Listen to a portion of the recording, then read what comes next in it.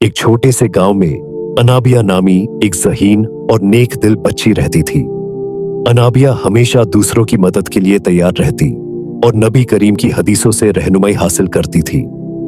उसके वालिद उसे रोजाना कुरान और हदीस की तालीम देते थे और उसे ये सिखाते थे कि जिंदगी में दूसरों की मदद करना कितना अहम है।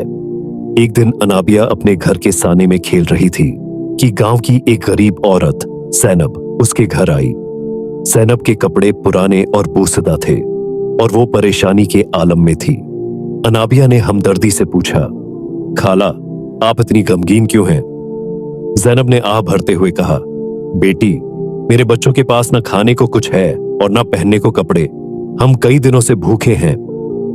ये सुनकर अनाबिया फौरन अपने वालिद के पास गई और ज़ैनब की हालत बताई।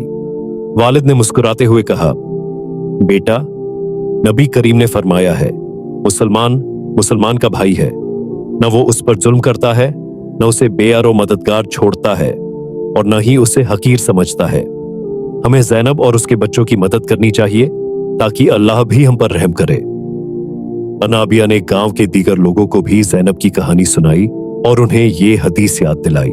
उसने कहा, हम सब मुसलमान भाई हैं और हमें एक दूसरे का सहारा बनना चाहिए।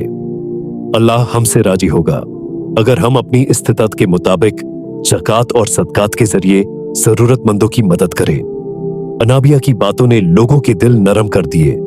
गांव वालों ने मिलकर ज़ैनब के लिए खाने का सामान, कपड़े और कुछ पैसे जमा किए। ज़ैनब ने यह सब कुछ देखकर खुशी के आंसू बहाए और अनाबिया और उसके वालिद को दुआएं दी। अनाबिया ने यह सोचा कि गांव के हर गरीब और जरूरतमंद की मदद के लिए मुसलसल कोशिश करनी होगी। उसने हर हफ्ते गांव के बच्चों और बड़ों को जमा करके हदीसें सुनानी शुरू की। एक दिन उसने हदीस सुनाई, सदका गुनाहों को ऐसे मिटा देता है जैसे पानी आग को बुझा देता है। गांव के लोग ये सुनकर बहुत मुतासिर हुए और सदकात व खैरात देने की आदत अपना ली। चंद महीनों में गांव का माहौल बदलने लगा। गरीबी में कमी आई, लोग एक दूसरे की मदद करने लगे और गांव में मोहब्बत और भाईचारे का माहौल कायम हो गया।